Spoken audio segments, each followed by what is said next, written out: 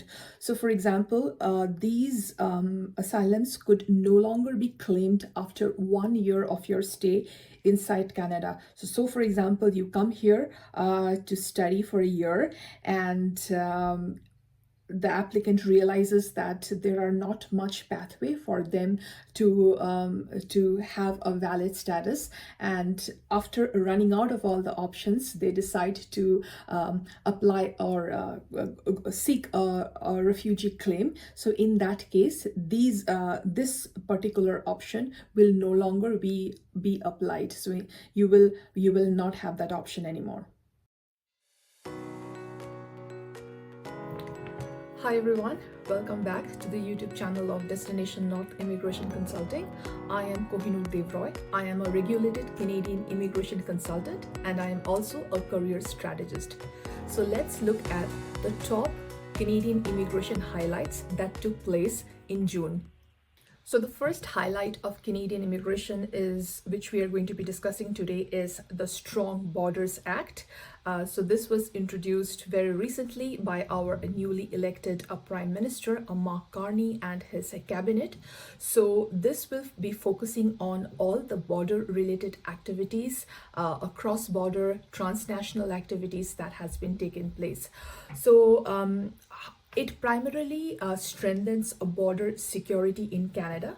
So you must have heard that there has been ongoing discussions between ourselves and our neighbor United States, and there has been concerns raised due to like passing of fentanyl, which is a very detrimental drug which can impact to take lives of people. So it was brought into attention that that was going on, and these drugs were also being transferred from Canada to the United States, which resulted in deaths of many people. So this act, it has already been in function, in practice, but this act will further strengthen and put vigilance and patrolling around like movement of those kind of illegal crossing, passing of other materials, so on and so forth. It will also impact immigration in one way. For example, seeking asylum right at the border. There was a lot of asylum seekers, for example, who came from the US, would just cross into the Ontario Quebec side of the border crossing in Canada, and claim asylum right away. So that was very much ongoing. So that will be restricted, that will be scrutinized further. Then there will be extensive power, like increased power to the Royal Canadian Mounted Police, the RCMP. They will have more power to scrutinize the reason of your visit, why you are there, where you are headed, maybe whatever you're carrying with it. So their power will be considerably be increased. And then we have inside Canada, or people who are coming at the border for extensions of their visas or applying there. So those things will no longer be valid and put to stop. You will be required to apply online depending on your country of origin. If you're from a visa exempt country, a different set of rules apply to you. So in all, it means strengthening border security of Canada even further. So that was the very newly introduced Border Security Act, and the Strong Borders Act, and a lot of focus and resources will be going for this particular measure. The second highlight of Canadian immigration in the last few days was the talk around crackdown of dummy visas. So what does it mean? Basically, is I'm not talking about like fake visa or anything. I mean, there is no chance you can do that and be here. Dummy visa means, like, for example, you have an expiring permit, an expiring work authorization, and you have applied and you need to continue to work, and or maybe you're changing an employer or anything, and the required permit has been applied, or maybe you are eligible, not eligible, depending on your situation, and it has not come yet. You do not do the results. Many people have took advantage of this loophole, and they had applied for a work permit or a work visa, irrespective of the outcome. Even if in situations where they knew that this may not work, this would be refused.